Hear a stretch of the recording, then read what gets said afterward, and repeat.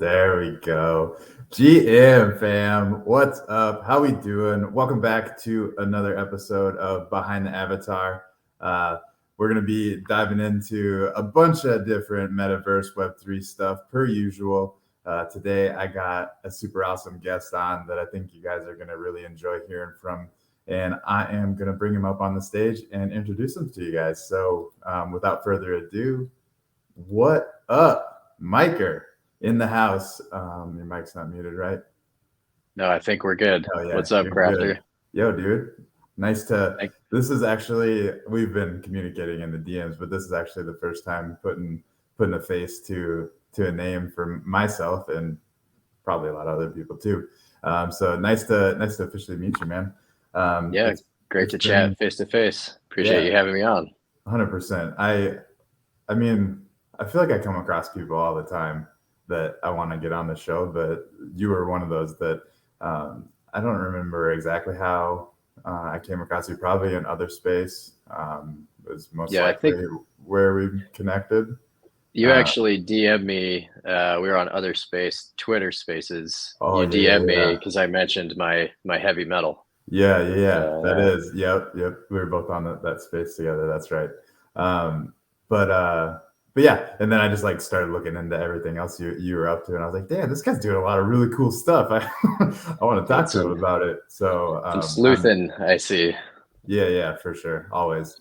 So I'm excited to dive into all the different things. I don't really know where to start, but I would like for you to just start it all off with just giving people that don't know who you are a little introduction and overview of what you've been up to, real quick, and then we'll just kind of dive into it from there. Cool. Yeah, sounds good. I'll try to keep it quick. My background is pretty much in blockchain. I actually started out around 2017, having built one of the first decentralized exchanges called Radar Relay. That was basically, a couple years after Ethereum had come out. I was a big avid Bitcoin miner, traded like heavy leverage stuff on Cripsy and a few other exchanges for those of you who know way back in the day. And when Ethereum came out, the whole concept of the, you know, Turing complete computer on a blockchain just blew my mind. So I've pretty much been obsessed with it ever since. It's basically what I've been doing for the last 6, 7 years. And most recently, me and my co-founders, who are actually my two brothers, also really talented startup blockchain guys. We recently started a blockchain product studio, and we're really focused on basically tooling for Web3 games. So we're building a few different things out. One of them is a character screen for your avatar. We're trying to solve the problem of creating a really simple interface for the ability to kind of manage your items that are associated to your avatar and being able to transfer the ownership of those items from you as a person to your avatar itself, which we can get into a little bit more later. But that's sort of the core thing we're focused on now. And we have a bunch of other stuff going on in the background, but yeah, we can chat more about that Hell yeah! as No, this goes on. that's super rad. I didn't realize that. I think you had mentioned, or somehow I knew you had some other people that were involved, co-founders, that they were your brothers. So that's super cool to hear. How what Well, first off, I mean, we can just go all over the place, but what was your background before getting into the blockchain? Because you've been doing this Um, for a long time. I mean, yeah, 6 I've years. always been on the technical side. I went to school for computer science and aerospace engineering, so Okay. I started Sick. out there. Yeah, yeah. Uh, yeah, thought I would build rocket ships, and then I got into like corporate software. I worked at Boeing for a little bit, and realized I absolutely hated it because it's like you're a tiny cog in this gigantic machine, and it's just kind of miserable. You don't get to see anything that you build or you do. It doesn't like the build times, the life cycles of projects is like 10 to 15 years. So it's kind of like generally you don't see anything. So yeah, I recognized quickly that I was like a startup guy, and so dove into that right after and got into web stuff mostly after that. Actually built a small creative agency where we built some stuff for some random clients. Some were big, some were small. One of our biggest was actually the Chive. I don't know if you've heard of Oh them. yeah, for sure. Yeah. So we did a bunch of their stuff. We Keep did like calling them their Chivon or something. Yep. Keep I calling feel, I feel like Chivon I feel like it's been a KCCO. while since I've seen them, but they used to It's be super popular. used to be big. Yeah, they were rallying for a minute there when they brought on Bill Murray for all their brand merch and everything. They had a big partnership with him, which was cool. But yeah, we did like their donation platform, like their 501c3, and we did their brewery. It's called Resignation Brewery, which was kind of cool. Just like all their media and their branding and their website and stuff. But nice. yeah, so that was kind of the background, and then for some reason that went into blockchain. But was that all like you and your brothers were doing that, and then y'all transitioned into the blockchain together, or? Yeah, basically, me and my older brother, we had worked together pretty much most of our career, and then he went on and moved into the advertising space for a bit. I worked with some big clients. He did some advertising for Lyft and a few other things, but we came back together around 2017 and started Radar. So okay, cool. That's super yeah. cool. I think there's so many different avenues we could go down, but since I think you touched on this in your opening intro, so I want to definitely unpack this because I think it's pretty cool what you guys are doing is other page.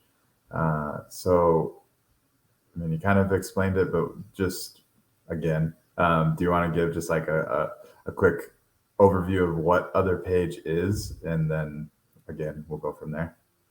Yeah, no worries. I don't even think I mentioned the name, so probably makes sense to dive into it. Yeah. Yeah. We had originally called it Ape Page, and we had submitted it to the ApeCoin DAO. But since then, we've kind of expanded on the idea and realized that there's a lot more to it than just apes. But other page, the idea is it's a character screen for your avatar. And we're right now coining them tokenized avatars. The idea is that we see that there's a transition right now happening from the sort of like 10K PFP projects into something much more substantial. And I think, assets that have like way more utility, way more things associated with them. So like PFPs are now becoming game characters that you can play in games, as we're seeing, with like the other side and even other games. There's all kinds of different games that you can actually plug most of these avatars into. There's been some even a couple of years ago that this started to happen, but more recently we're seeing as the other side comes out, you're going to have your NFT becomes your game character. It's got its own lore, it's got achievements, quests. You might be a member of a guild you might be a member of a certain guild with one PFP that you own, whether it's a Bored Ape or something like that, and maybe a member of a different guild with another character. So we're basically trying to create the management page, the character screen, where you can manage all these associated items and interactions and lore and achievements and things that go along with your character, if that helps explain it. Yeah, it's for sure. I think I saw a tweet when I was sleuthing that you're comparing it to, and I never played World of Warcraft, but what you were showing in the graphic, and I don't know, Simple, if you can find it, it was, and actually I could probably be able to find it faster, to be honest, because I was just looking at it, but it was like showing the world. Here we go. I got it right here. Yeah, I posted a thread on my. Yep, there you go. You called it what was it? The Armory, the World of Warcraft Armory. So yeah, so basically this was displaying the in-game character that somebody was playing, and they could modify, and it would update to show like what their character was wearing and stuff. Is that kind of the idea? And then obviously I see the tabs for like achievements and collections and all that stuff. So is that it? Yeah, kind of yeah, exactly. concept?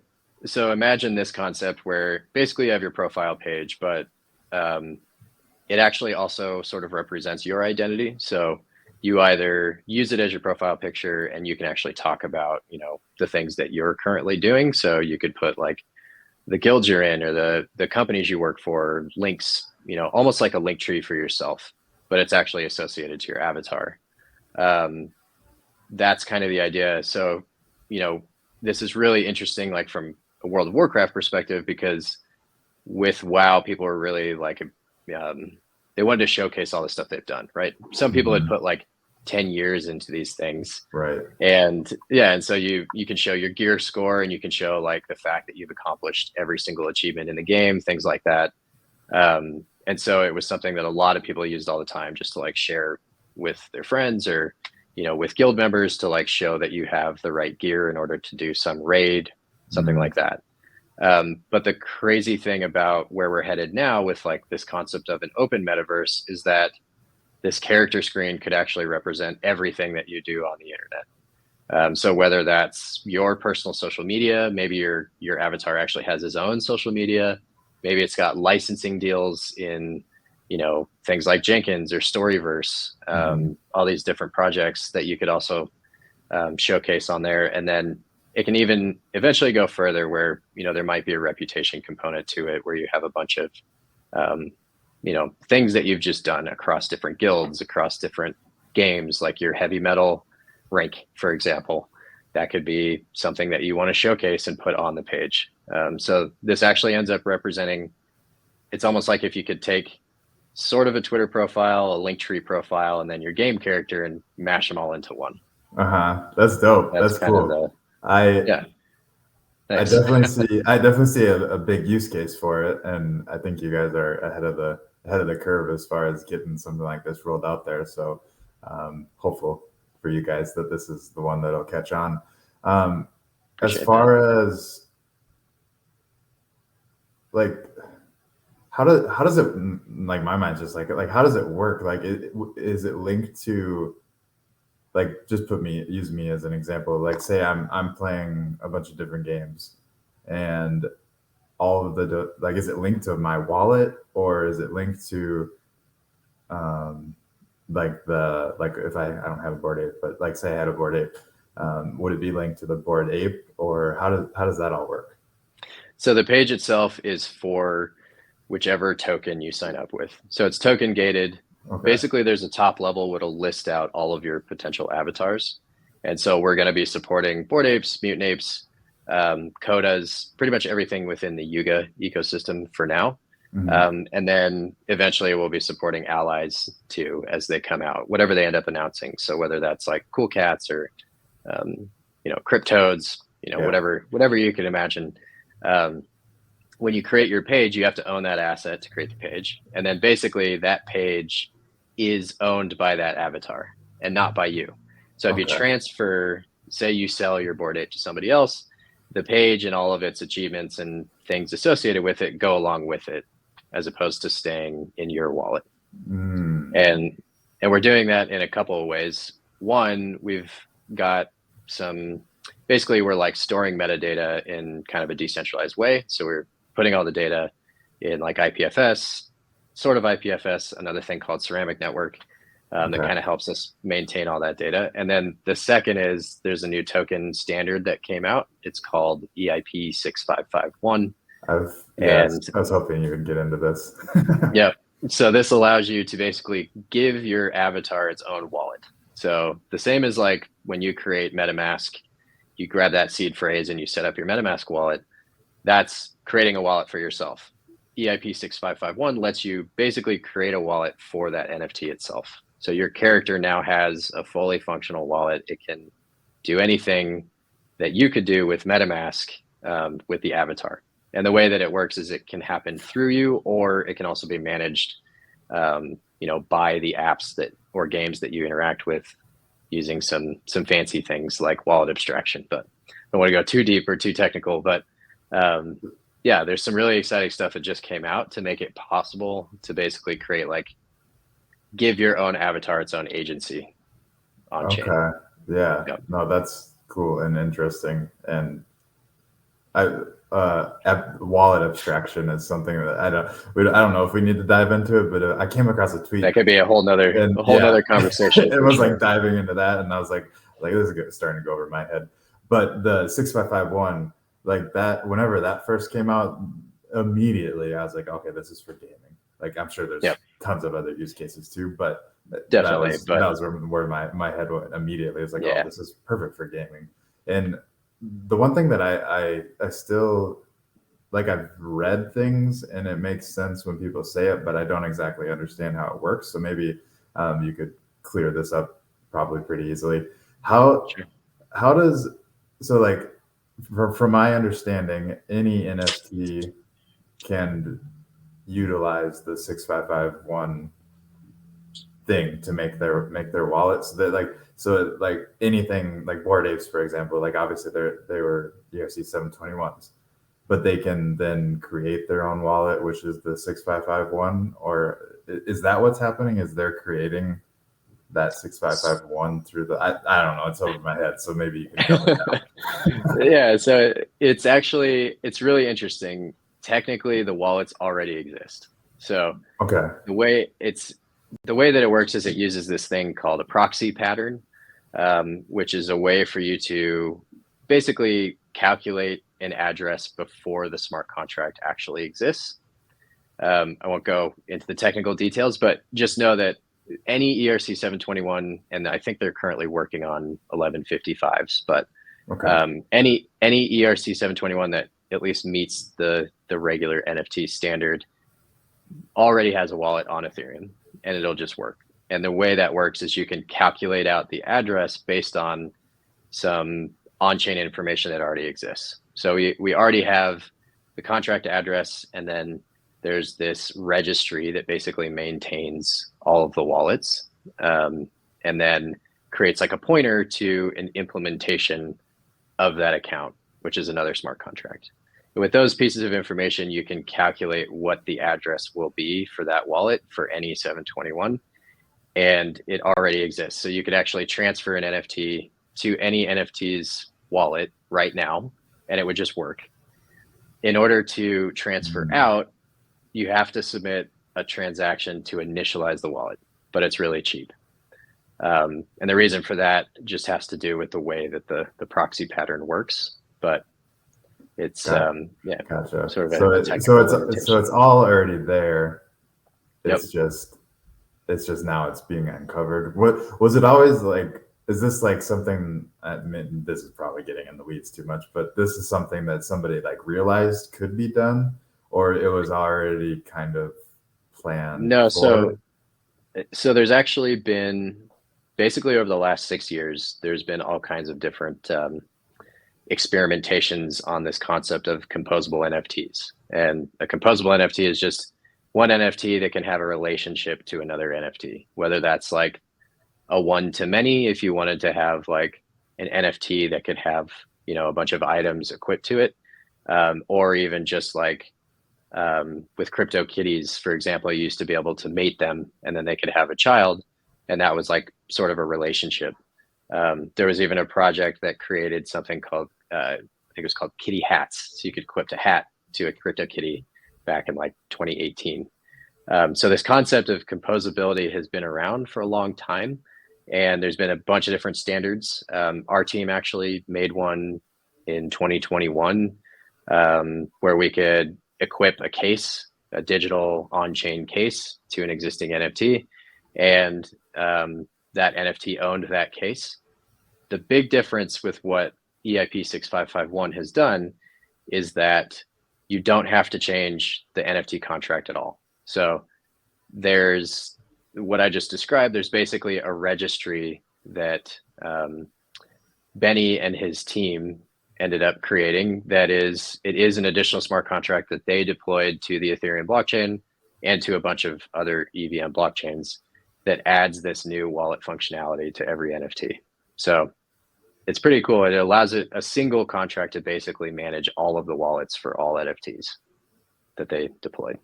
That's crazy. In a very smart way. Yep. Yeah, that's super cool. And I guess the thing that like interests me the most about it, and I hit on, and then we kind of went in the weeds, is like the way that this could be used for gaming.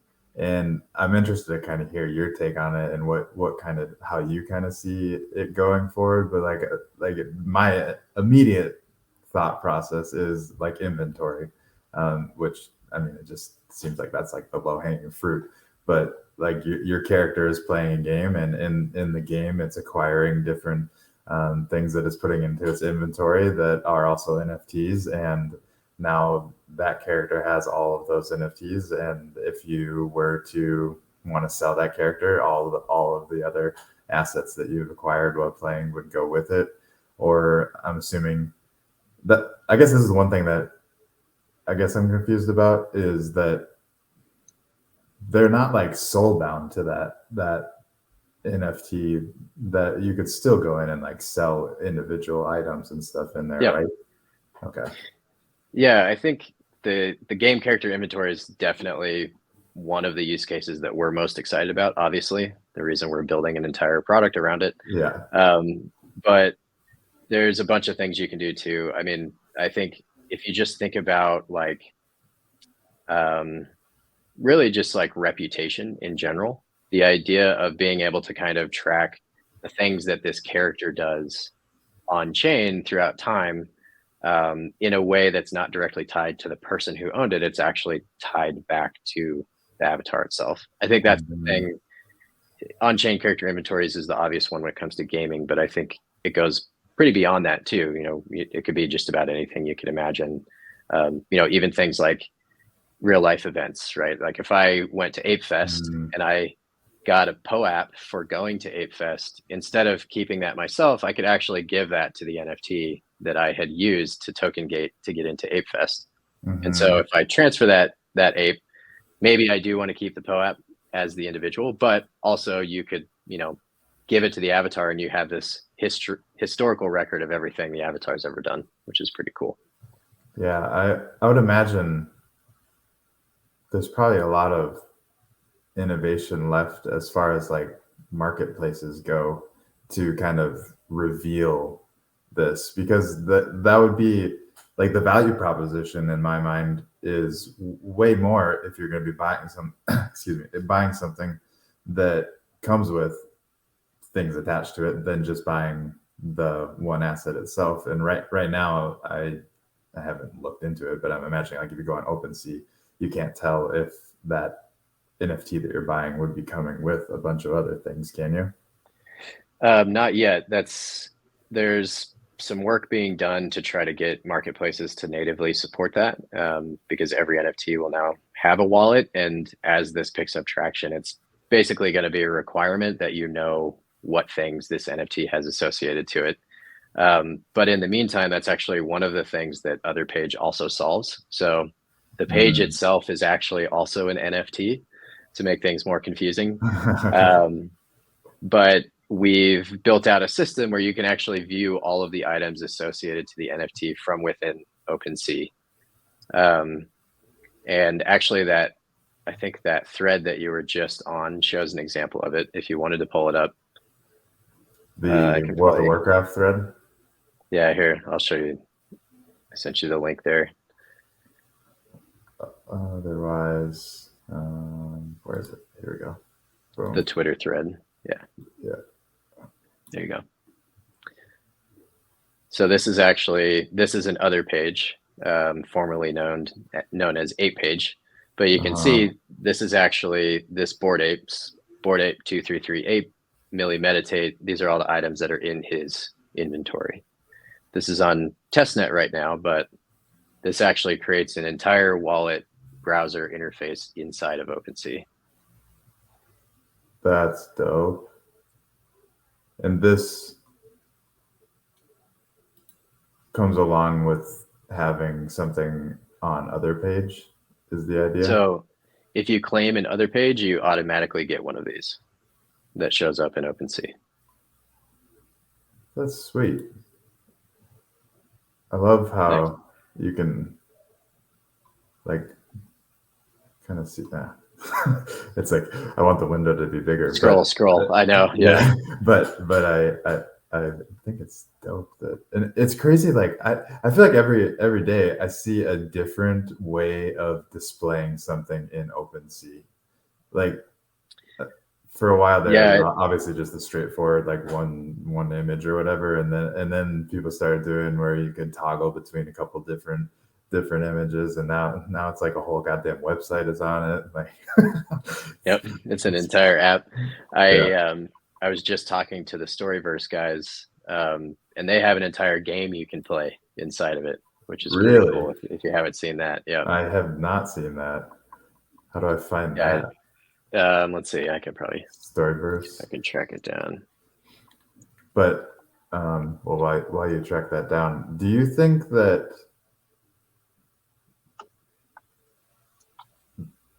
there's got to be like, do you actually not? Do you think? Do you know of any other tools out there that are doing stuff like you're doing, or is it you guys? Like, I mean, not that, not that I want you to shine light on other people doing stuff. No, it's fine. But I'm curious. Like, there's got to be ways for people to look into what the heck is packaged inside of these NFTs, or maybe we're just like right around the corner and it is all going to get revealed here soon, and people don't need to be building because the big dogs are building it. But well, I'd say we're pretty early stage. So the 6551 standard is actually still technically a draft, so it hasn't been approved as an actual ERC yet. Hopefully, it will soon. I know that the team is working hard on it, but so I think I think you're right. It's around the corner. It's going to be kind of on, I think, for marketplaces to really make moves on this and start directly supporting it, there's going to need to be incentive for them. So as they get more and more popular, if people are using this a lot, they're going to almost be required to do it because it's going to be necessary for people to understand all the items that are in its inventory. But until it gets more traction, I'd say, us, obviously the token bound team,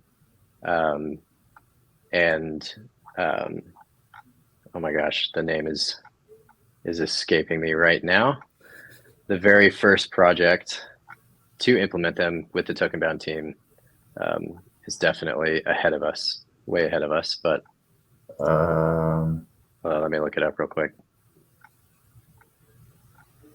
I feel like I almost thought of it too because I think I was reading something about it. But yeah, it's called Stapleverse. Stapleverse. I was reading Storyverse and I was like, that sounds. I know like that's what got mixed me up too. I was like, wait, am I thinking of Storyverse? No, I'm not. Okay, yeah, Stapleverse. And there's a huge development community currently working on 6551, so we're definitely not the only ones doing it. I think we're going to start seeing a bunch of projects start to pop up pretty soon here. So kind of makes sense. But yeah, we are hoping to get out there and be first, especially in the Yuga ecosystem. It's kind of our goal. So I think that's a great place to start. Yeah, us too. It allows for a lot of eyes from people that are very active in the space. So solid move in my opinion.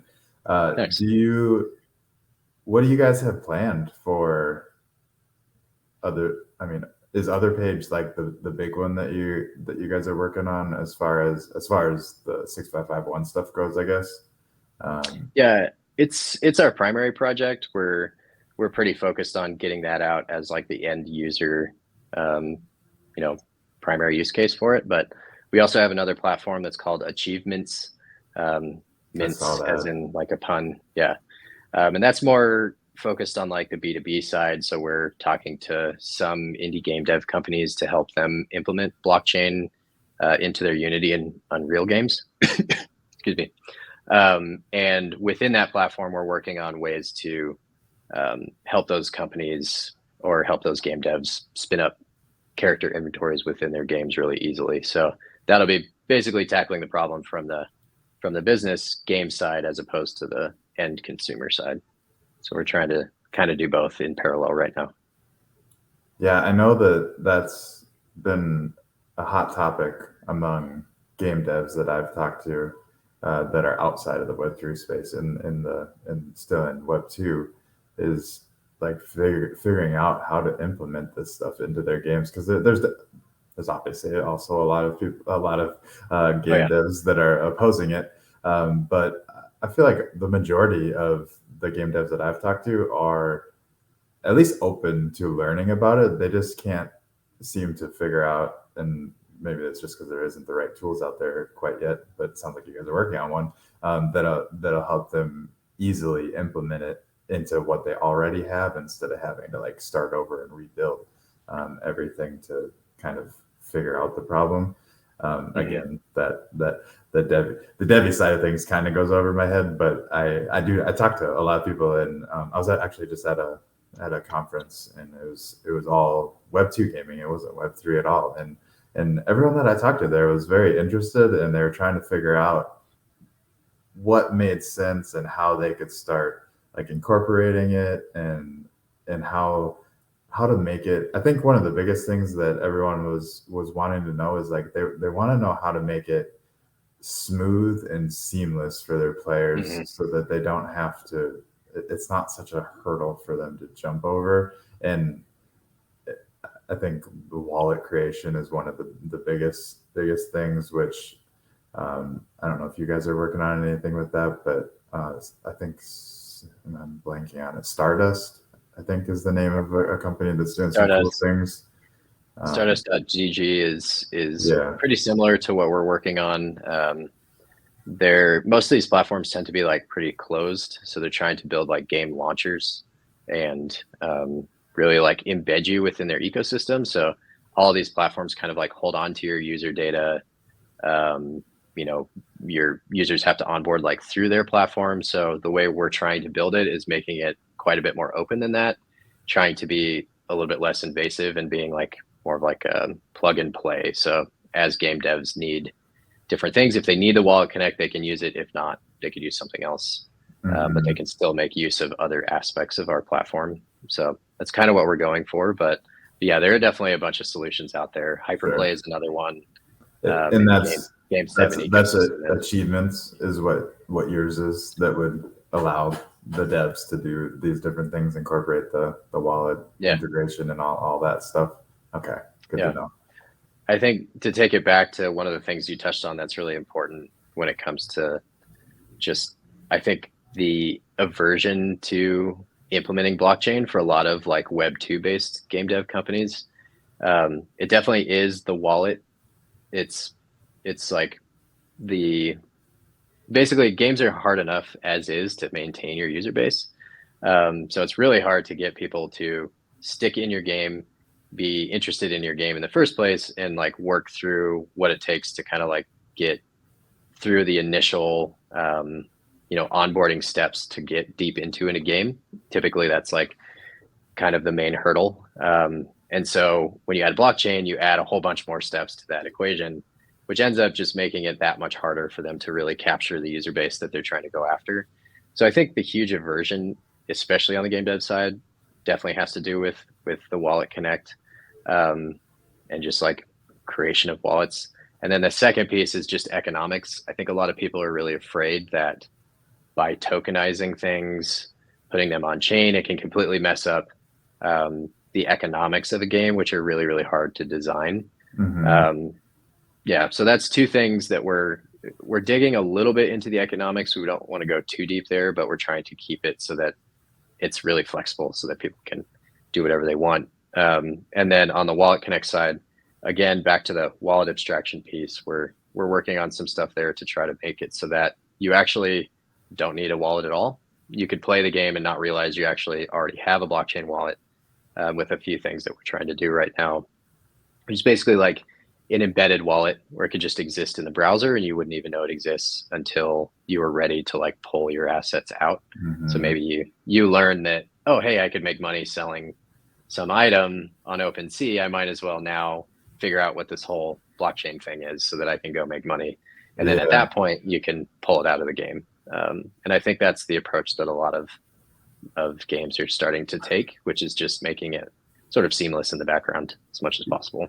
Yeah, and I think that's got to be the way to go. I mean, it seems like it's the way to go, because until people figure it out and there's more traction and more incentive for people to just go ahead and know how to do it. And I think that incentive, like you mentioned, is going to be them realizing like, oh shit, I've been playing this game, I've been enjoying playing this game. I got a couple items early on that now people want for some reason, and they want to pay $100 for it. Like, how do I figure out how to make this $100? Because I don't even use that asset or whatever. And then they figure out how to set up their wallet. and now they're onboarded, and then from there. Yep. They can figure out whatever they want to figure out, or they can just keep playing games, and now they have their wallet set up. Like, it's just, I don't know. Yeah. It makes sense to me that approach is going to help onboard a lot of people. Obviously, it's geared towards the gaming community, but the gaming community is huge. So why not onboard all of them to Web3? Because that's where we're going. For sure. And I think a lot of the UX. Sorry to interrupt you. No, you're good. Okay. I think a lot of the UX that works for gaming actually works for a lot of other things too. A lot of like interface design when it comes to even just basic websites. Some of those things and mechanics are all pulled from gaming actually a lot of the time. So I think the fact if we can solve it for gaming, which is probably one of the hardest UX places to solve, then I think onboarding people to standard websites and I guess dApps, we would call it, should get easier and easier. I also think I find it kind of funny when a lot of people talk about how like the blockchain UX is basically like a non-starter. A lot of people say it's way too complicated. Nobody wants to like do a seed phrase and all these things, which I think is partially true. But if you go back to like the Web 2.0 days when we started doing things like online credit card payments, the hurdle to do that was insane. Nobody was doing it because it was like, I have to take my credit card. I got to plug in 16 digits. I got to plug in the zip code. I got to do expiration. I got to do CVC, my entire billing address. Like if you think about the UX of just using a credit card online, it's way more complicated than saving a seed phrase. Seriously. So I think it's just I think it's just a matter of like there being an incentive for people to do it in the first place. So it's this like chicken and egg problem. If there's enough things to do that requires that upfront UX, then people are going to figure it out. So yeah, that makes a whole lot of sense, and I had never actually thought about like the punching all the information you have to put in to use your credit card. It takes forever. Yeah, and there's so many. I'm surprised that one hasn't actually clicked in my head when I'm doing it. Probably because I use fucking LastPass. I shouldn't say that. Now people are trying to hack into my LastPass, but it just fills it all in for me. But like there's so many different like things whenever I'm doing, like whenever I'm fucking transferring money from one bank to another or something, and it takes 3-5 days. It's like, motherfucker, that should take 5 seconds. 5 seconds, exactly. Like, why is this taking so long? Why do I it drives me nuts. $10 ACH fee. Yeah. It's like so we have similar hurdles already. So So I think to just kind of reiterate what you're saying, that once there are reasons for people to start getting onboarded, then they're going to realize all of the other benefits that come from being onboarded, and then some of those benefits that they didn't even realize they're going to get are going to be the reason that they tell somebody else, like, hey, you should do this because you don't have to ever put your credit card information anymore, and you can send money to your family overseas in 5 seconds. Like I was saying, like it's just, I don't know. Yeah. It's definitely, it's hard because like we're in this space. You've been in it for 6 years. I've been in it for like 3, and it's hard to like sometimes to like step back and like see why, like the other perspective. For sure. Sometimes I struggle with that. Is like why don't people get why this is awesome, and like why it for sure like feels so for surely going to be the future.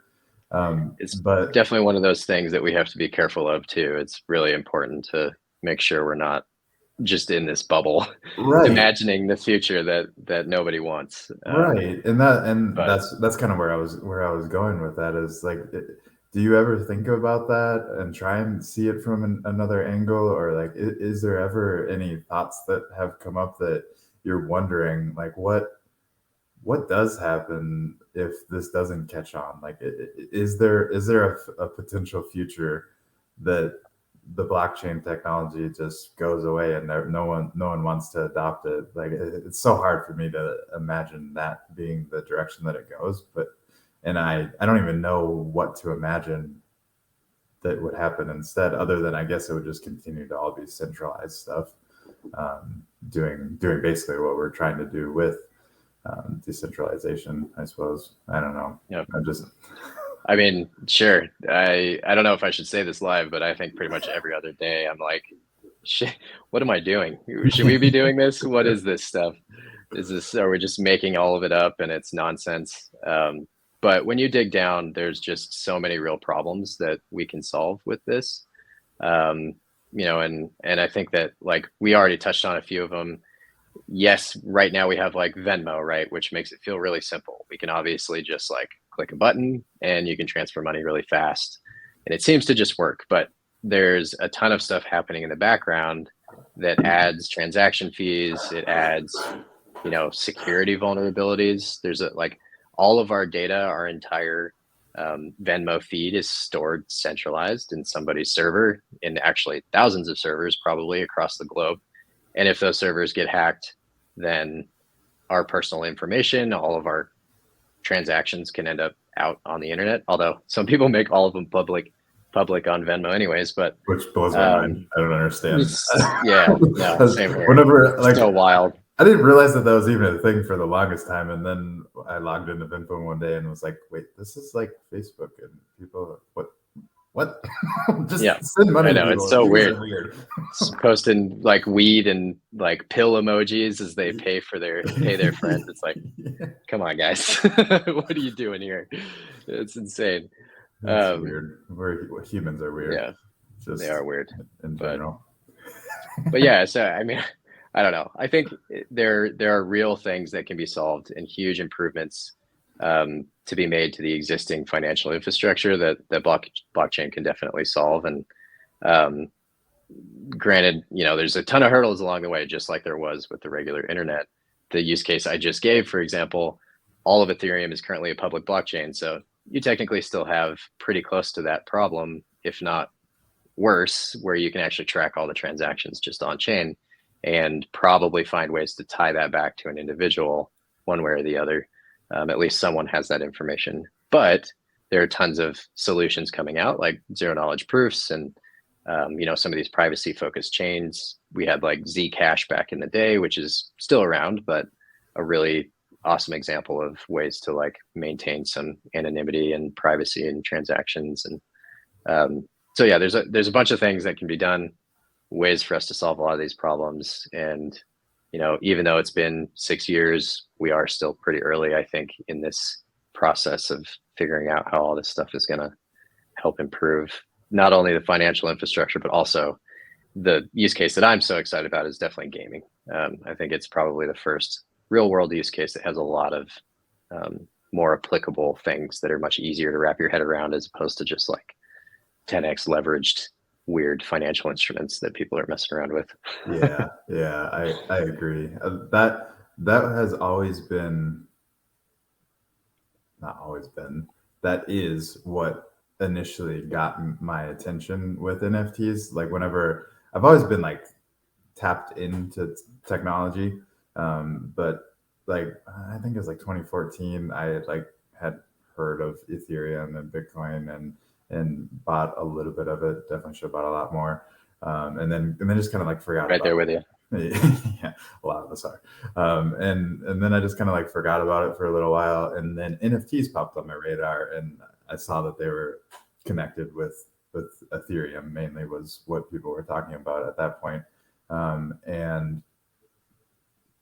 And immediately, whenever I started like thinking about like just how the technology could be used, I was like, this is going to be for gaming.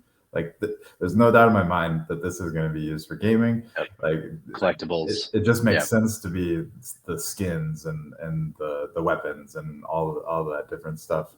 And then it's just been cool to kind of see things evolve, and it feels like we're constantly just taking like baby steps trying to actually get the gaming community to buy into it.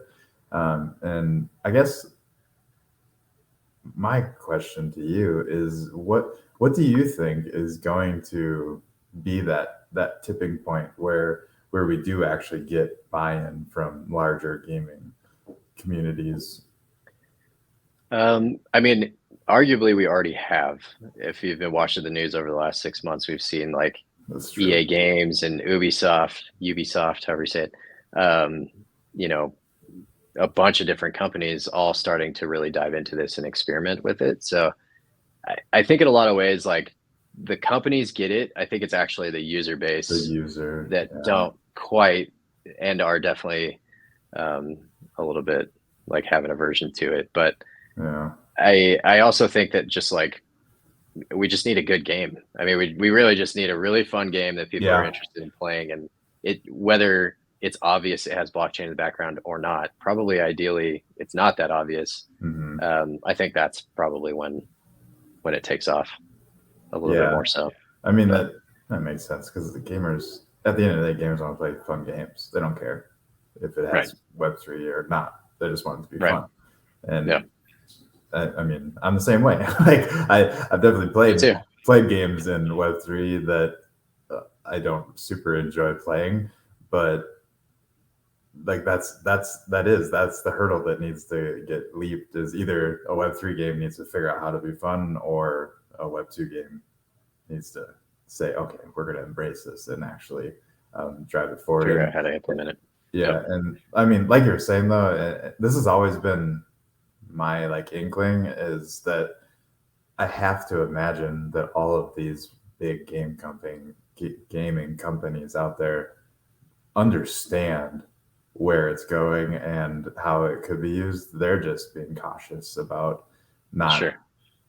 burning bridges with their large user base. And Yeah. I Well, and think, as a large company, you have a lot of stakeholders and a lot of things you have to be very careful about, especially US based companies right now with all the legislation stuff that's happening. So I yeah, think they have to be extremely cautious with how they approach it. But um, yeah, I mean, there's actually an alternative to this that could end up being that it's actually driven more on like the indie game dev side. mm, If there's a platform for it and indie game devs can kind of figure it out, it might actually be that we see almost similar to like the hobby PC era, right? We had people who mm, were kind of brought PCs into the mainstream because they were like tinkering and building their own. It was like makerspace type stuff, and that actually brought a lot of visibility and traction to kind of the PC world and the computer industry. So maybe we see something similar where it's like the indie game devs actually bring this into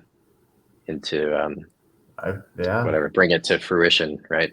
And we just have a bunch of like small communities that are full of a bunch of weird people like us playing heavy metal. And although I right. don't know if you can call heavy metal an indie game dev at this point, but Well, you can't call Yuga an indie yeah, game dev, maybe. But maybe um, we'll see. yeah, we'll see. Maybe They're, maybe they're, that's what ends up happening. So yeah, yeah. No, I mean, that's definitely one possibility that I think has a lot of legs to it. Just because, one, I think indie devs, from at least that's the majority of when I say that I've talked to game devs, a majority of them are indie devs. They're not working for the big companies, and they're always the ones that they're interested.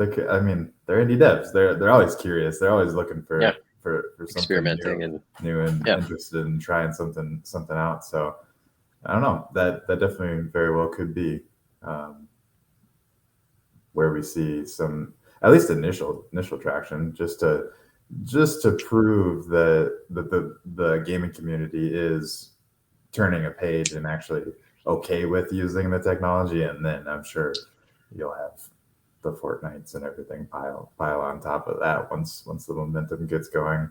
Or who knows? Maybe Fortnite will say, "Fuck it, we're doing it," and we're turning possible. everything into NFTs, and all the skins you guys have collected are now NFTs, and you can do whatever you want with them. That would be super cool. I wish they would do it. I don't think they'll do it, but Yeah, we'll see. that'd be super cool if they decided to do that.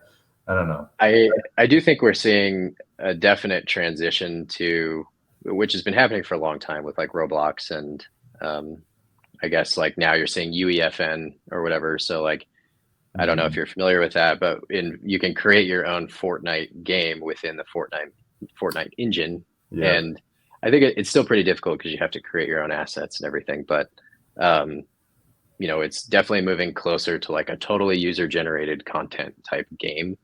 And so like, that's to me, the first step. If it's user generated content, you can create items and stuff.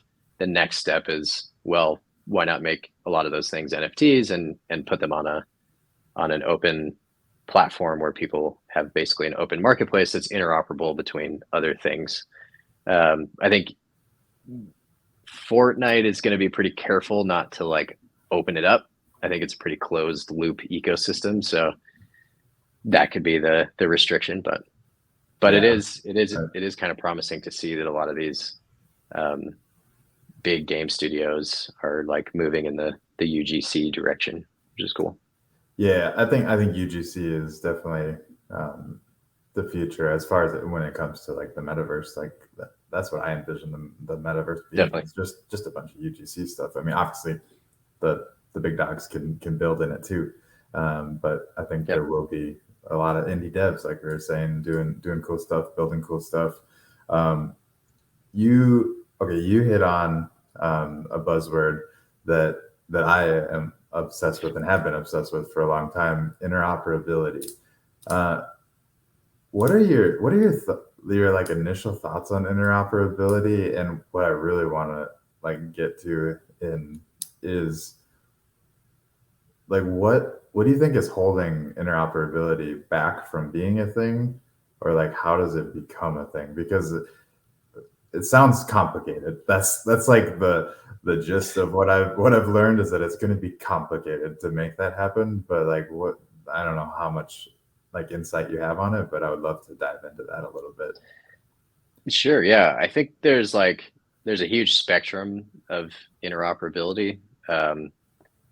I obviously I don't have the answer. I don't know what it looks like exactly, but I do know that, there's a big difference between like, okay, maybe you have like an asset that represents like a currency within a game, right? World of Warcraft had gold coins. I think Decentraland has something similar. Like every game tends to have some sort of in-game currency. So like a first step and a really simple step could be some way to connect the economies between different games. And I think that's a really interesting interoperability thing that is also extremely challenging, right? Because it would be, once you open up the economy, you have to figure out how that's going to influence the existing economy within a game, and it could influence it for the negative if it doesn't work properly, or it could open it up to make it a more robust sort of like in-game economy. So I think like that's one example, which is just like the economics between games. And then the next, like all the way on the other side of the spectrum, is that every single item, every single asset can be moved between every single game. And I think that's typically what people think about when they think about interoperability. I think that end of the spectrum is definitely a ways out. We've heard like Herman at Improbable, he mentioned that they've been working on even just trying to create avatars that you can play that are a bunch of different like character styles, right? So like mixing the way that a character moves and its like pose and animation and its mesh. I don't know, I'm not a 3D designer, but all the complexities. I think so, yeah. All the complexities of creating an avatar that's actually playable and you can run around with it is like a really hard computational problem to have like a wide variety of those things. So I think, and that's something that they specifically are trying to solve. And I know there's a few other companies out there also trying to solve this, but that's like hurdle one, which is just how do you create a standard set of avatars that are playable across multiple different games. And then on top of that, you might have different animation styles and different like all kinds of different things that makes it really difficult for you to actually take an avatar and take it from one game and put it into another. Maybe one game's like cell shaded and then one's like photorealistic. It's like too difficult to actually directly translate those two. Right. So I think that future, like, it'll exist within like pockets. Like you have the improbable ecosystem and like the Yuga verse that's currently happening. I think we could see a lot of interoperability between ecosystems like that. Like in Decentraland, you can actually, or sorry, in Sandbox, you can create these like offshoot game ecosystems as well. So like indie game developers can create like micro sandbox games that plug into the Sandbox ecosystem. Same thing with Decentraland, same thing with crypto voxels back in the day. So like you kind of have these like pockets of platforms that allow you to like open up interoperability between people who can come in and build user generated content. So I think that's the first step we'll see like platforms that enable it in a much more like open way than we've seen before. And so then you just have to follow their standards to make it work. Right. And then maybe long term we can figure it out, but maybe it just doesn't ever really make sense. I think that the other thing is, I had mentioned before, it's a spectrum of interoperability. So I think another option somewhere in the middle of that spectrum is that there are different types of things that would follow you across the metaverse. And that could just have to do with like your reputation. Like one of my favorite games back in the day was called Fable. I don't know if you ever played Fable. I definitely have heard of it. I don't know if I've ever played it, but I probably have watched it. I did a lot of video game watching back in my day. Like, nice. I had so many. I mean, I played Twitch a lot streaming, but well, more so just like I'm like even like in college and even in younger days, I would always like pre-Twitch find myself just hanging out at somebody's house watching them play a game, or in college, that's fair, me too. just hanging out on the couch getting a little stoned and watching somebody play a game. So I more than likely have probably watched it. Okay, Fable. I definitely recognize that graphic. So Fable had a really cool mechanic that I don't know if it was the first game to do this, probably not, but you actually, like, depending on how you play the game, you changed your personality. So like if you consistently chose to do things that were like evil, so like you could walk into a village and like murder a family, which is horrible, but you could do that, and like over time you would like become this evil guy, and by the end of the game, if you kept doing that, you'd like have flies buzzing around your head, you'd like grow horns, and everyone would be like terrified of you. When you walked into the village, they would all like run away from you and scream.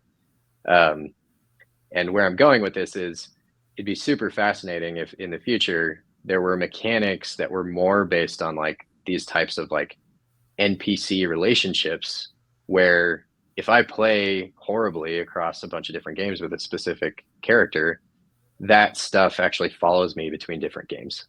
I find that to be like a really interesting, potential scenario that could play out. Like, I'm really evil to NPCs in one game, and I go into a new game and everyone treats me like the evil character that I've created. So that, like, from like a reputational, like, game mechanics perspective, there's also some interesting interoperability there. Same with like achievements and quests, and sort of like the metadata, the information about playing games, and not necessarily the actual assets being interoperable. I think is another way we could see that. That'll probably, I would imagine, like, I've never really gone down that direction, but it seems like that would be much easier to implement across all of the different platforms before we get to the point where we could actually be taking the actual assets across the different platforms. Right, because with that, you can kind of pick and choose how you'd want to implement it, and it doesn't have to affect the actual like graphics engine, which you may or may not want to. You might not want a Bored Ape Monkey in your like medieval game, right? It just may never make sense. Right. So. But I like the I see alignment. Is it okay? So that alignment was probably the good or bad, and on that spectrum. I like the idea of something like that following you from game to game. Especially, I like the idea of something like that following you from game to game with your specific avatar. So so you you could be playing as your Bored Ape that is an asshole and and is always mean in all of the games that he plays in, and that follows him. But then you can also switch avatars, and now you're on your holy character. You're a super good person that that steals from the rich and gives to the poor. So like, man, that's a cool door to open up that I'm sure my mind is going to go crazy with now. So thank you. I love when I find different avenues. That's why I love this show. It's that, and having different unique guests on like yourself, because you never know where the conversation is going to go. And two things that you brought up that I really had never thought about is, one, like the achievement / alignment, whatever we want to call it, following you from games being interoperable, and then also the economy being interoperable.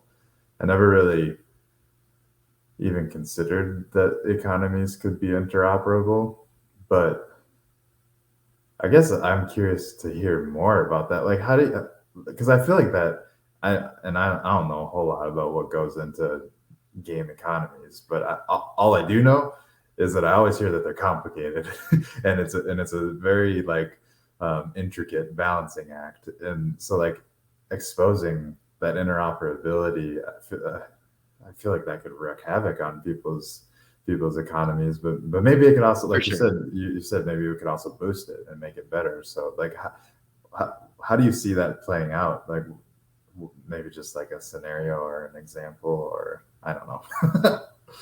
Sure. I mean, I think the easiest first approach is just always with like aesthetics. So like, you know, skins, things like that, right? If you have, which is always the simplest example to go to, I think, because it's the most tangible and people are used to it. But, you know, if you have small items that you could put onto a marketplace, and you could then actually end up using the same currency to buy only other types of aesthetic items within different games, right? So like if I'm in Decentraland and I get some pair of shoes, and then I can take that onto OpenSea and I can sell those shoes and get ETH, and then I can use that ETH in a game to buy another aesthetic item, we're actually pretty much already there, right? So we're in some ways we're sort of already doing this. But I think that's kind of that's the cool piece about a public open, or a public blockchain and an open metaverse. The combination of the two is that as long as the game creators are aware that this is happening and they do it in a way that's not going to totally mess up their internal economies, then it's totally fine. And I'm sure there are tons of smart economists and mathematicians out there, way smarter than me, that could think of other scenarios that would work for this. I mean, it might be that you know, maybe I'm trying to think of another use case. I'm an alchemist in World of Warcraft or something, so I can create a bunch of potions. Maybe you can synchronize just one small aspect within a game across multiple games. So there actually is this concept of like creating potions in a lot of games. Like in Diablo, I got to get my potions. Maybe there's a way for you to purchase potions that someone had created in a different game for that game, right? That could be one example too. Who knows? Just came up with that off the top of my head, but one scenario. Yeah, it's definitely something that's possible, and who knows how it's going to play out. That's part of the fun, in my opinion, is just going to be seeing how it all plays out, because I definitely don't know. I'm enjoying the ride, but who knows where we're going. And I think whenever you start to then, because it's hard to know where we're going platform to platform sometimes, but then whenever you then start to sprinkle in this interoperability aspect, then it gets really convoluted, and it's like, who knows how things are going to happen, and what's going to happen first, and how that's going to then kind of influence the other things that happen afterwards. And I don't know, it's going to be crazy. I think I'm pretty convicted to, at the very least, the concept of collectibles. Just like I mean, we've said it again, but skins, things that like don't actually have a lot of like influence over how a game plays, but they're more of like a collector's item. I'd say that no matter what, I'm pretty convinced that those are sticking around forever. Like Yeah. we've changed the game with the concept of NFTs, and collectibles from within games are definitely going to be a thing. So I can guarantee that at least that one's going to stick around. Um, Yeah. but you're right. As for like all the like really in-depth interoperability stuff, who knows? Who knows where that goes? Who knows is right, but I definitely agree that the collectibles skins are definitely going to be something that it just, I mean, we're already there basically, and Yeah. it just makes sense. And I know that that's some of the pushback I always hear from gamers is that most gamers don't like games that you can buy stuff to be good at the game. They don't Yeah. care if you Play to can buy win. them. They don't care if you, yeah, play to win or pay to win. They don't Pay to care win. if, That's what I if they don't, meant. because We yeah, they should all don't, play to win. yeah, everyone should be playing to win, No. but paying to win is the thing that always, I think, um, catches them. And I think that's where their head goes immediately whenever they start thinking about NFTs and stuff is that, oh, you're just going to be able to buy all the good stuff, and the rich people are going to be able to just instantly be good at the game. And I mean, some people are definitely going in that direction, but I don't think that's always how it has to be. I don't know. Yeah. It's going to be it. But I just keep saying it, but it's going to be interesting to see how it all plays out. But Yeah. either, What do you think about the ability to like, I think you can't buy energy, but you can buy like time. You can decrease the time it takes to produce something in heavy metal with ApeCoin. Um, Technically, that's a pay to win because you can speed up the process. But in some ways, I think it's pretty smart of them because it doesn't necessarily feel like you're you have that much of an advantage. It's really just like a time frame thing. Um, some people are, if you don't want to spend money, you're willing to wait longer. Um, I don't know. I'm curious to see. I haven't seen any threads or anyone really talk about that, whether or not they don't yeah, like it or they do like it. But it seems to me like it was done in a subtle enough way that it's not too terribly negatively I, impactful on heavy metal. So yeah, I think that that scenario or that way of using ApeCoin in the game is pretty standard for this type of kind of grindy build and wait mhm. kind of game that I don't think that there would be much pushback around it just because I one I don't typically play these kind of games for longer than like a week. Yeah, Like me neither. every once in a while, like I'll try one out and then I'm like, all right, I'm sick of this. But I don't know what it is. I think one thing that they're doing very well in most of probably all other games. I've never seen a game do it quite how they're doing it, but is that it's not always going to be this. It's leading to the next phase of gaming, which I think is going to help keep people hooked and Hmm. playing. Whereas if this was all that the game was going to be, is you're just building and waiting and building and waiting, People would that get pretty people, sick of it. Yeah. people get sick of it pretty fast. I mean, Yeah. there's definitely a niche of gamers out there that enjoy that type of game. Sure. I think But there's still people playing Farmville. So yeah, yeah, yeah, exactly, which it blows my attracts a mind. certain But kind of hey, person. Yeah. if that's your thing, that's your thing. Yeah. Um, but yeah, I think that I don't really like see that as pay to win because they're not. But I mean, I guess they kind of are. I don't know. I haven't really thought too hard about it, but Yeah. I guess what I'm going to be curious to see is how it plays out as far as after this first season. Like, Hmm. I'm going to be interested to see how far along I am at the end of the first season playing. Like, I play consistently, I play every day for at least a couple hours. Probably more than that most days, but That's good. I just can't. Well, because you fucking I have appreciate to. that. Yeah, because you have to. It's insane. Yeah. But for those of you that don't know, I'm playing two of MIKXR's heavies, so he has he has cards in the game. We're tag teaming it a little bit. I jump in.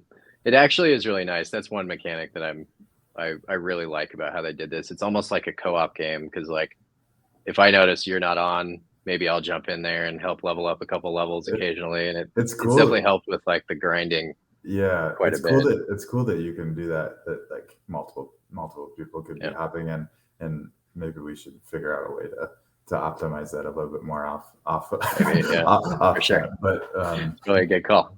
But yeah, I appreciate you doing that for me. But yeah, thank you. I mean, it got me hooked. I mean, that was once I started playing, and I was like, yeah, I definitely just okay. I get it. Yeah, I do get it, and I'm in the same boat as you. I'm much more excited for the dungeon crawling that they've alluded to. I think that's going to be really fun, and I also think that is where whenever that stage happens, as long as they execute on it and it is fun, that's where the separation is going to start to happen. Where people that didn't play with their heavies are going to be like, shit, are going to get into it.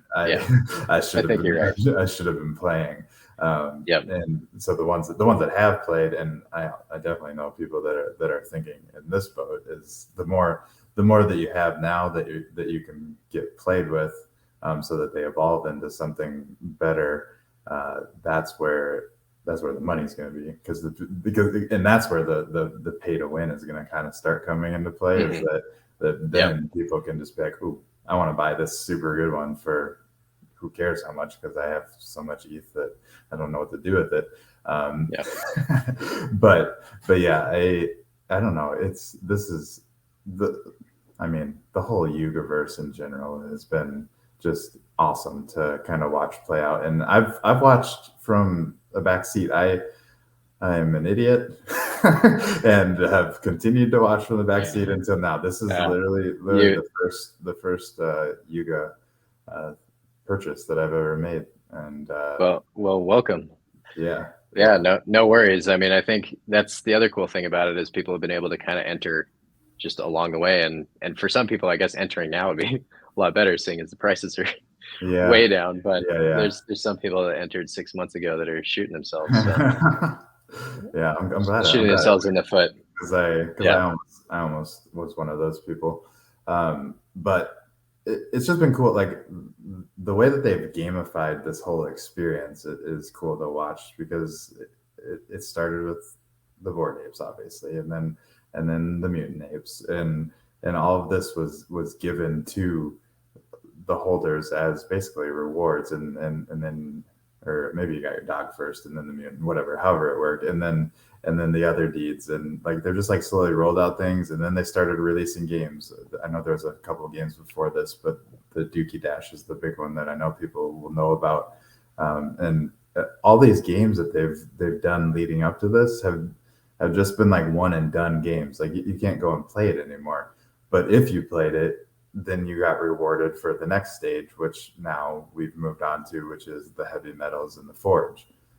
So like it just, in my head, just makes sense that it's just going to keep building like that. So why not get in now? I mean, it seems like an optimal time, especially like you were saying, with the prices where they are. This is maybe going to be the lowest entry point you're ever going to see for, I mean, not financial advice, but like it seems like it only has one direction. It doesn't have too much further down to go. So famous last words. Yeah, exactly.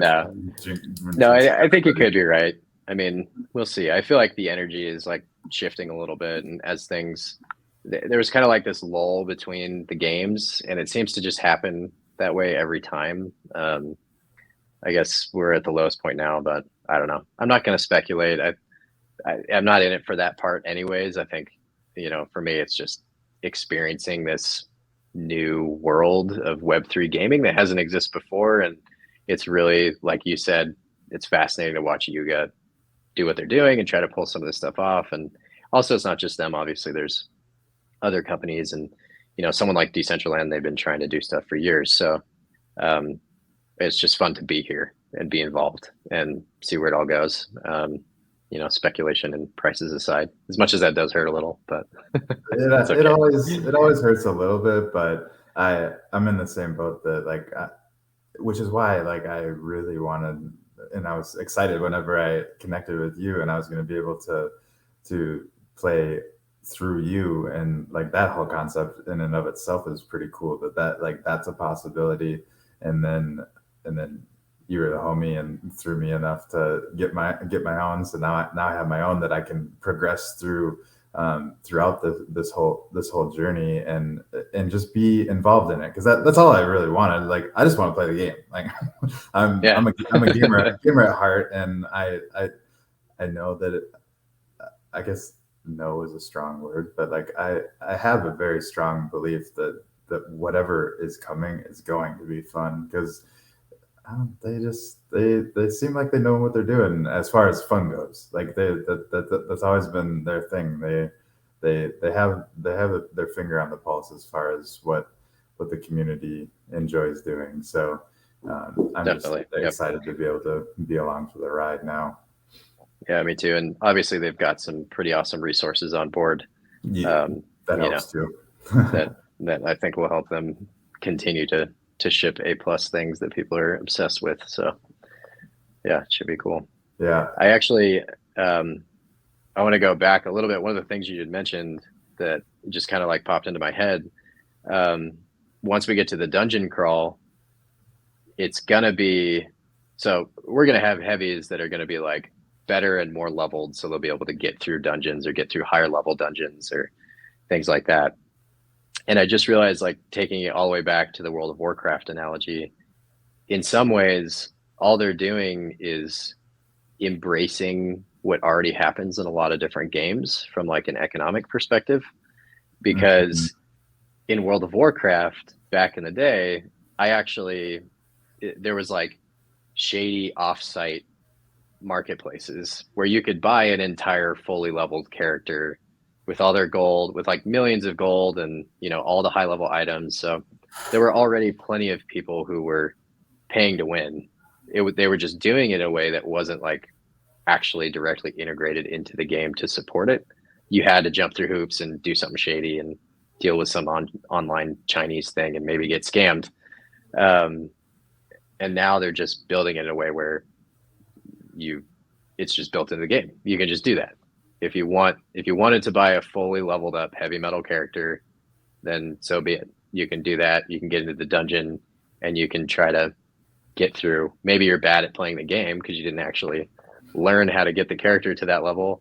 But I don't know. I think it's kind of the same thing. You just didn't see it quite as transparently before. And that pretty much happens in most games anyways. So I was gonna say I would maybe it's the same. I would imagine that I definitely know of, like you're saying, World of Warcraft and some of those, and I know people sell their Fortnite. Did it with Fortnite, Destiny and Fortnite, and yep. I'm sure RuneScape was big. Oh yeah. I'm sure. So yeah, it almost it feels like we've gotten to a point where it's obvious that it's happening. So why not just embrace let it happen and make it be a part of the game, and make it be easy for all of the users to do it, and make it so that people aren't getting scammed. Just use use our marketplace and everything will be fine. That's instead of I mean, another cool thing about that too is provenance. If it's a public blockchain, people would be able to point that out. It's oh, that guy just bought that character 2 days ago. You can see it on chain. So there might be some added sort of I don't know, natural resistance to people doing that just because of the social aspect, right? You might not want to get shamed for buying your max level character. Yeah, the hardcore gamers that are not gonna like people that have bought their way to where they are will not hesitate Absolutely. Point that out. to point that out, and they will know exactly how to find it. And yeah, so it's just going to be, this is going to be another level of shit talking that goes on, is that, because like you said, it all will be right there for people to see. So I'm sure there will be sites created just for that. like I'm sure. Yeah. Like, when did this game actually? That's a good product idea. Or maybe just incorporate it into your current stuff, or maybe you already are. Maybe that's why I had the idea. But there was one other thing that, I mean, there's plenty of other things that we could talk about. One thing that I saw, and I was trying to break it down, was, and I didn't get very far in breaking it down, and I don't know how to say it, but Skry, SKRY. What's this one that I saw on your profile? You guys more things. Yeah. We've been doing a lot of stuff. So Skry was actually our first. Well, it was a rebrand of our first product, but the platform itself was basically, the idea we were going for is basically like a Moody's for NFTs. So in 2018, when we had built out the decentralized exchange, we actually had a very similar thing happen in terms of like, just basically like bad actors coming into the space, really taking advantage of the hype and like the bull cycle. And so you would see a bunch of people like launch a bunch of ICO projects that were like tokens that were ultimately rug pulls. And there was a lot of people who were buying into them without the sophistication to kind of understand what was happening. So you saw a lot of scams, a lot of people losing a lot of money. And we had learned from that when we were building out Radar, and kind of tried to preempt it for the NFT cycle. So the idea was that we could actually get ahead of it and like rate NFT projects in a subjective way based on all the data that we have. So we actually built this on-chain analysis and off-chain analysis algorithm that could compile a bunch of data points and try to give it like an automated rating of basically like a quality score of the project itself. So we looked at like whether or not the social media was just like nothing but paid bots. So it's actually relatively not straightforward, but it's doable to look at a Twitter profile and identify if it's just 50,000 fake users or if they're genuine users. And then also we looked at like wash trading on chain. So was this NFT project just trying to pump the price of their NFT up by trading it back and forth to try to like get the floor to go up? And so we took a bunch of those data points into account, and we'd give you like an A through D rating for your NFT. The concept was great, but from a product market fit perspective, nobody cared. Probably people are just social trading, so it was like there's really no need to look at this stuff, because for the most part you were just like following social sentiment and flipping projects. Right. It was, and then they didn't care if they were real projects or not. They just knew that am I going to make money or not? Yeah. Yeah. And then for the projects that weren't that, your top 10, top 20 blue chips, like you don't need an app to tell you that. It was pretty obvious. It's like, oh, well, it's just the top 20 that have the highest volume. So those are probably relatively safe. But yeah, so the product itself, it was a ton of infrastructure for us. So we have like a lot of stuff that we built that we're using in our current products. And it's actually still running. We are just basically collecting NFT data for like historical purposes. And then long-term, we'll see. It may, it could come back. It may have been a timing thing. There may be that we see a real need for, basically we're calling it like a third-party grading service for the NFT world. But so yeah, we'll see. It may come back around. I feel like that it could definitely come back around once there's a lot more stuff out there and people are actually here for finding good, solid projects and don't looking at utility and it's project stability. It's as opposed to trading on Blur. Yeah, exactly. I could see it definitely being something like a useful tool in 5 years, maybe less, maybe more. Who knows? Who knows? But either way, I think it's cool that it's doing all of the dirty work for you almost, instead of, because that was the one thing that I think we were talking about on one of the last podcasts, but the whole do your own research phase that we went through during the whole hype mania of PFP projects. And it's like people's research was literally go to Twitter, got a lot of followers, okay, cool, buying it. Yeah, talk to your friends, they bought it, they didn't lose all their assets, all right, I'll buy it. and like pretty much that was the research that you did. But there's a lot more that should go into that. Have gone into it. Yeah, and it sounds like this would help kind of bridge that. Obviously, I think there would still it would be ideal for people to be doing their own research on top of using tools like this. But I think this would of course help like narrow it down so that you could easily go on and say these. Well, I don't know. I'm blanking on a name. Dick butts. These dick butts. They have. Are they legitimate? Yeah, they have 100,000 followers on Twitter, but they're all bots. Like, and you could easily see that and be like, okay, well, that's fucking red flag. Yeah. Hopefully. So, yeah. I mean, that was kind of the idea. Is just like basically a quick snapshot. It would obviously still require your own research, but like at the very least, you have some data points to work off of to help you make a decision. And honestly, it worked pretty well. We used it ourselves for some,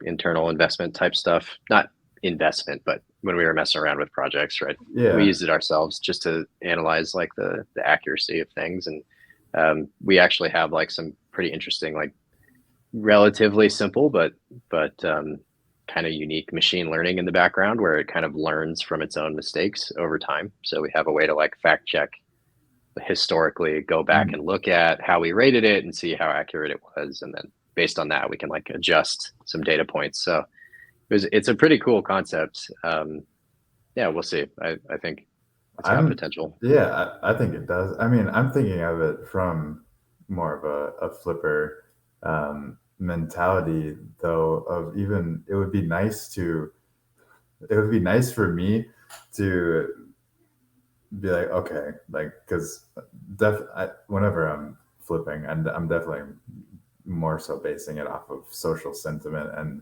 and what's being hyped right now. And I know that it's an in and out kind of game, but it would be nice to know how in and out I have to be based off of some of the metrics that maybe you're pulling from the Twitters and all that stuff, because it's interesting. I don't know. Maybe there's a way to give it maybe less like A through D and more we adjust it so it's like time frame. It's like what is the longevity of this project? Is it 1 week, 2 days, 2 hours, or is it 6 months? Yeah, that's kind of that's pretty cool. Where my mind kind of went is it would be nice to have a tool like that where it helps you kind of determine, try to anticipate how when to exit. And obviously it would need to definitely be that one of the NFAs on there, but I mean, definitely, it would be helpful to at least just know that there's data behind some of what you're deciding to do anyways, because most of what I decide to do is definitely not data based, and it works out a lot of the times, but then again, I was going to say generally wrong from my perspective, but maybe you're better at it than I am. I've learned I wasn't good at it in the beginning, but I've learned I wouldn't say fast either. I've learned over the last couple of years that unless the project is doing something that I'm very interested in, I'm in and out like immediately. 2-3x perfect. Like I don't care if there's a potential for it to go 5, 10, 15, 20, whatever. That's cool. Good job, people that were able to hang on that long. But I'll just kind of dabble in and out, and that seems to be working a lot better for me. And I actually have ETH to do that with instead of my big mistakes early on were that I found a few different projects that I really like believed were going to do cool things, and they still are doing cool things, but I just bought those and held on to them and held on to them and held on to them, and the prices went up, they went down, they went up, they went down. And it was like I don't understand how to do this. Like I know that these are going to be good, but I kind of like want to keep them, so I don't know when to sell them. And I was just like, looking back on it, it's like there's so many times where I could have sold on the way up, and then I do like these, so once it comes back down, I could buy a bunch more because I sold high. But instead, I just held on to the couple and just rode the wave. And I was like, I don't know what I'm doing here. But this is definitely my first like real exposure into any sort of like trading, anything like that. So I definitely took a couple of years to kind of learn the game. And I've noticed that some of the best traders are people that come from backgrounds of like trading other collectible things, like sneakers. The sneakerheads get it, and I was never a sneakerhead. I never, like I said, never traded anything, but like that same mentality of like it's something that people are going to want, so buy it now and sell it right away. like whenever the price just skyrockets because there's no supply, and who cares if it could be worth 10 times that in a couple of years. You made quick money now. So I don't know. Yeah, the winners of the Pokemon cards and Beanie Babies and all those things probably did pretty well in NFTs if they got involved. But yeah, for sure. But I don't know. It's also one of those things that I try and do it here and there, but I've kind of like, and maybe it's because we're in this bearish market right now that I've took my foot off the pedal a little bit. But who knows what'll happen once we come back around. I'll probably degen right back in, because that's, we all will. It's in our nature. it's all of us. That's why we're out here. But I feel like I've been just making safer, smarter plays recently, and I don't know. It's whatever. But since we're talking about this, like, what has your experience been? Because you said that you, like, 6 years, like you've seen almost it all. Like I don't know when. I have no idea actually when like Ethereum and Bitcoin like actually started, but I mean, 6 years ago, it was sub 100 for both of those, probably, right? Sub 100 for Ethereum. I got into Ethereum when it was $45. I didn't hold on to a lot of it, just like you. I traded it and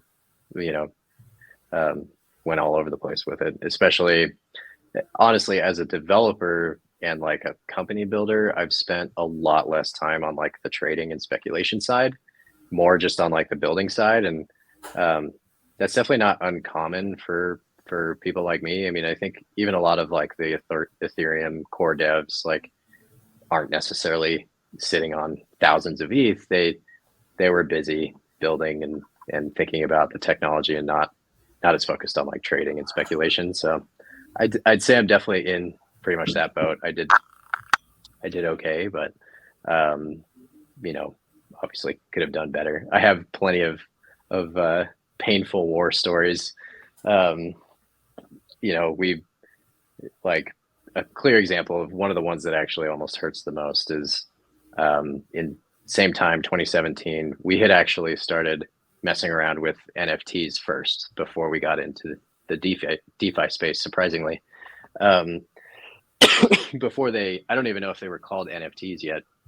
The ERC 721 standard hadn't totally been fleshed out, so there was still talks of what to actually call an asset that was non-fungible, just like had a single unique ID.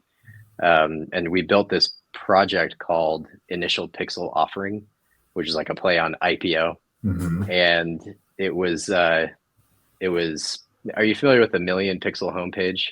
I think that's what it's called on Reddit. I don't think so. Yeah, it's probably another one of those ones you could Google, but it was basically this guy came up with this idea to build a website, and you paid $1 to paint 1 pixel a certain color. And there were 1 million pixels on the page. And so anyone could come in and pay $1 and paint the pixel. And he ended up selling out the whole page. So he made $1 million. Yeah, there you go. And people were like posting advertising and stuff like that on this. And this was all just run basically through Reddit.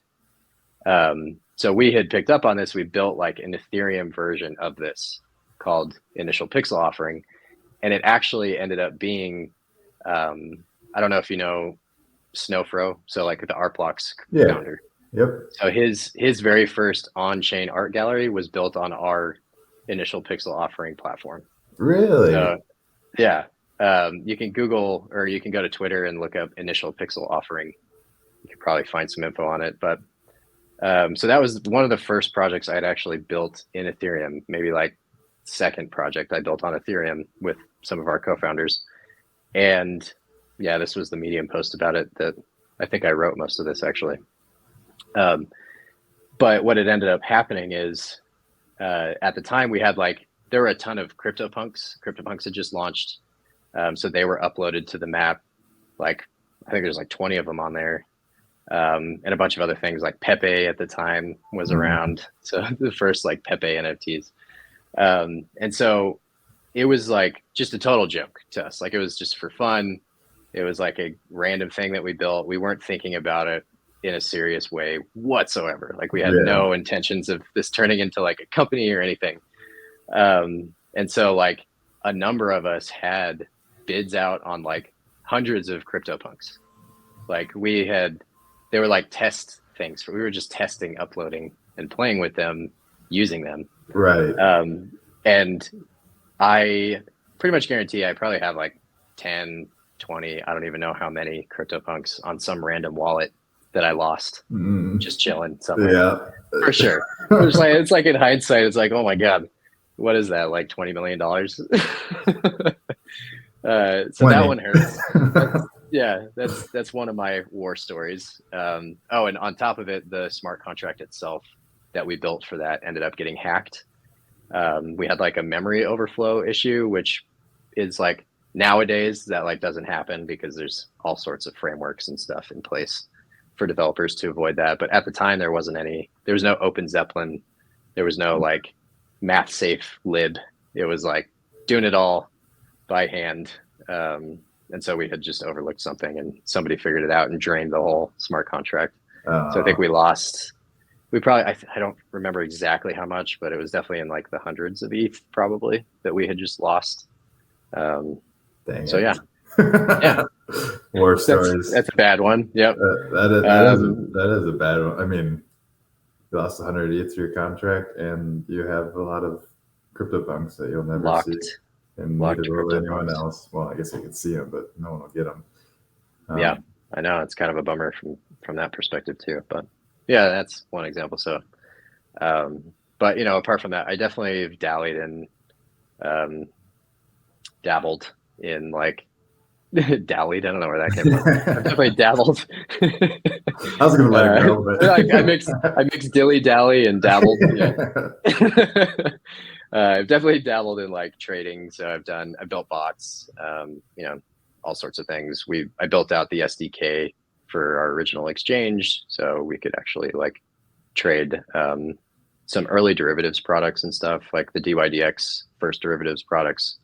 We were messing with those, so I've got a lot of familiarity. If I really wanted to, I could probably spend a lot of time on it and do great, but it's not a focus for me. I've never really been a huge trader, so. Yeah, that's what I kind of found too, is that the trading was kind of cool, but as soon as I got into the space, then my my creative mind started just spinning with all the opportunities and just like ideas of different things that we could do. And like throughout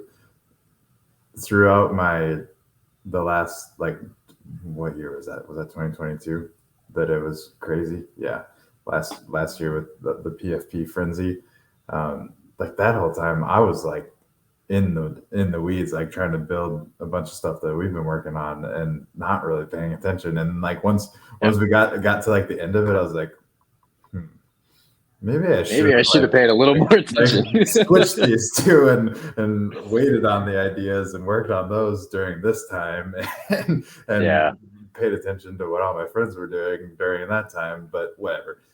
It's all right. Hindsight's 2020. Yeah, exactly. And I mean, we wouldn't be where we are today if I wasn't doing that then. So it all balances out. So it's you gotta focus on what you're passionate about. And I mean, I wasn't passionate about trading, so I probably wouldn't. Who knows? I probably wouldn't have done great at it anyways. So whatever. For sure.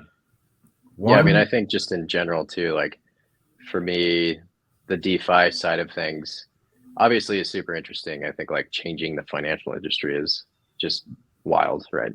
And something that needs to happen in some ways. You know, obviously, I think a mixture of both worlds is pretty critical. But I think that like it as an infrastructure makes sense, but building things like for money's sake just has never been interesting for me. Like I find it to be more of like I mean, it's definitely like it just feels like you're building solutions to a problem that doesn't necessarily exist. Mm-hmm. But the pipeline is important. The pipes to build out for the infrastructure to make everything else work is critical. So I think that's why NFTs are so attractive to me, is just like it's the first use case that isn't just purely about money.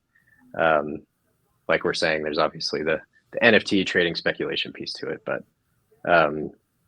the fact that it could be all kinds of things, you know, composable NFTs and game character inventories and all that stuff. That's what gets me excited more than the speculation, for sure.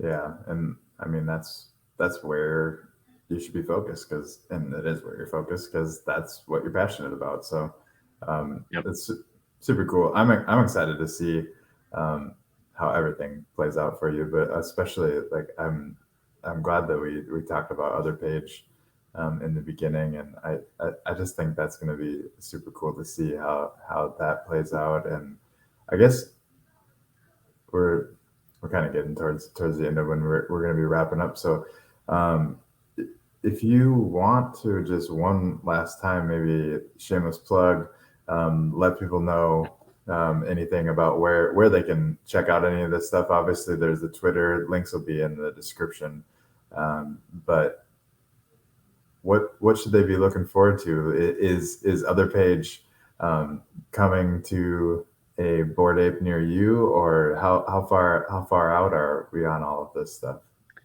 Yeah, so I don't want to give any strict timelines to play it safe, but we're pretty far along. We'll have a beta release fairly soon here, so we're going to kick it off with mutants, Bored Apes, and Codas. So if you hold one of those, then you can sign up for the beta at beta.other.page. And we're giving out free pages for right now, the first 25 that sign up for the beta. We may extend that depending on how long we want to do a beta test. But yeah, so if you're interested in getting one, definitely sign up now because you get one for free.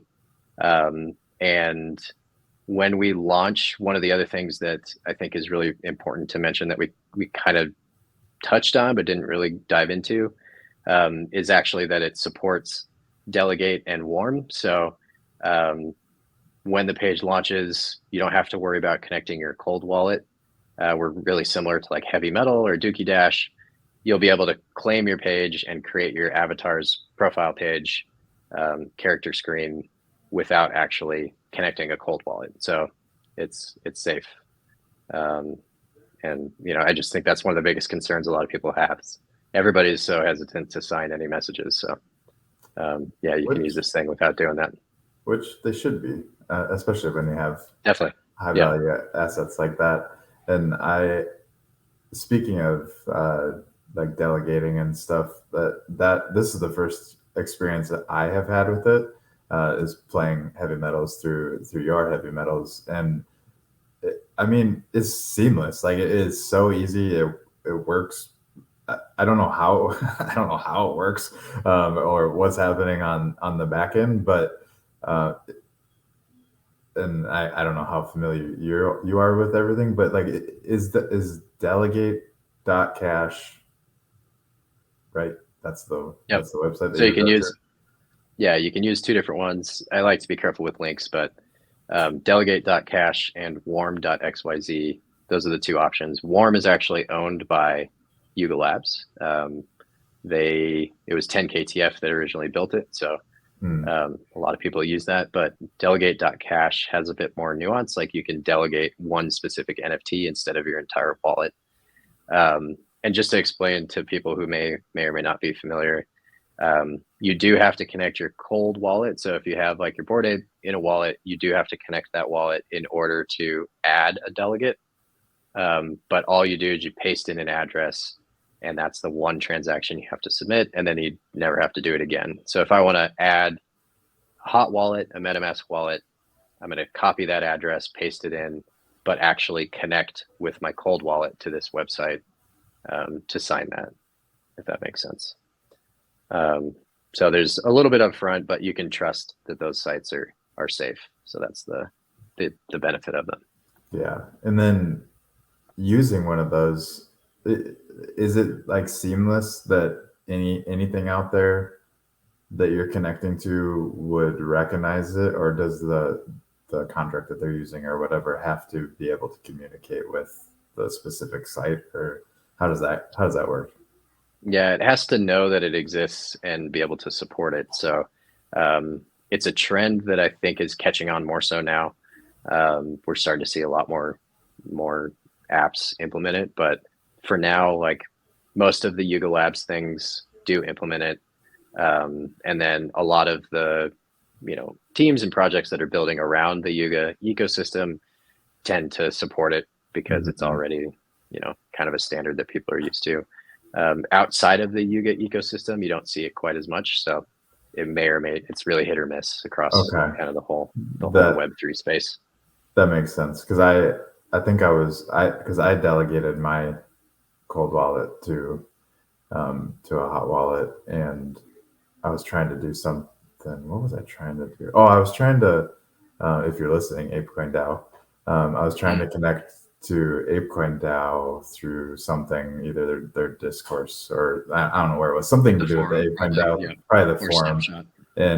and like say that my wallet, but it didn't read that I had ApeCoin, because it must have only been checking the hot wallet and not. So Yeah, okay. that's it. Actually, that's a good point. We should badger Discourse and get them to implement Delegate, because that would be nice. I think Snapshot, they have their own form of Delegate, so you don't use delegate.cache. You can use a different that's built into Snapshot. And so if you do it that way, you can delegate to any wallet you want.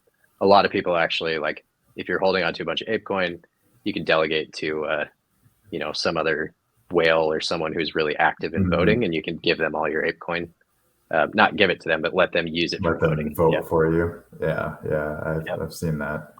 But yeah, it would be nice if both of those platforms just natively supported delegate.cache or Warm, because then we all wouldn't have to do multiple different platforms for it. But right. Well, we're getting there. We'll We're get there. early. We're early for sure.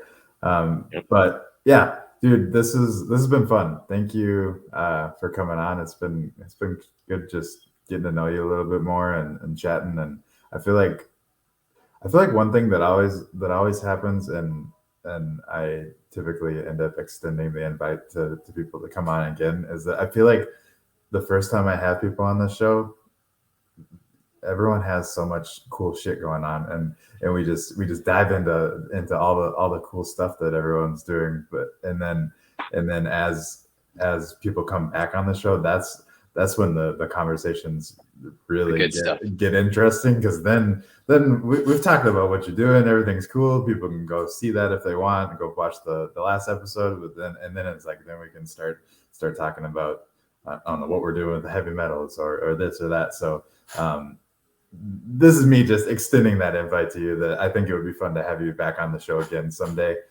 just to kick it and see where the conversation goes. And obviously also I would love for you to update us on where things are with everything that you do have going on. So I look forward to having you on the show again. Awesome. Really appreciate that. Yeah, I've had a total blast chatting with you. So thanks so much for bringing me on. And yeah, I'm definitely open to coming back on as soon as people aren't sick of seeing my face. So, we'll give it a few episodes sure. and then I'll sure. go back on later. Hell yeah. But yeah, no, this has been great. Looking forward to chatting again. Right on, dude. Well, I'm gonna give you just one last chance. Just shout out where people can follow you or whatever you want to plug right here at the end, and then we will wrap it up and say peace.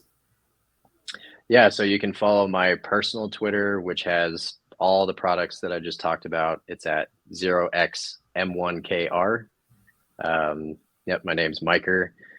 You can see all the stuff that we're doing there. And, one of the things we didn't talk about is actually we produce research content too. So if you want to dive really deep into some of the topics we talked about, yep, you can bounce to this page and, you can read a bit more on our Substack, a bit more in depth. So definitely sign up if you're interested in that. And the big thing is the beta release for Other Page is coming out soon here. So bounce to Other Page HQ on Twitter or other.page and sign up for that beta so you guys can get early access and free access for your first avatar claim for that page. Hell yeah. Go sign up. Links are going to be in the description. I signed up, which means I guess I got to figure out how to get a quota before that, or who knows, maybe I'll get something higher than that, but I think quota's more achievable at this point. But I definitely want to be able to participate. Mutants are pretty low. I know mutants are pretty low. I keep looking at that. Who knows? Maybe I'll have to pull the trigger. I don't know. I can't ever make up my mind with all of this. But either way, if I can't, whatever. I don't need to be part of the beta. But thank you. Thank you so much, man, for coming on. It's been a blast, like I was saying. And thank you guys in the chat. And if you're watching the replay, thank you for watching the replay all the way to the end. Make sure you like that. Hit the like button, subscribe, all that fun stuff. Share it with friends. We're still trying to grow the show. So any help you can provide by sharing it is much appreciated. So thanks, MIKXR. It was a great one, and we will catch you guys all on the next show. Thanks, Crafter. Till next time.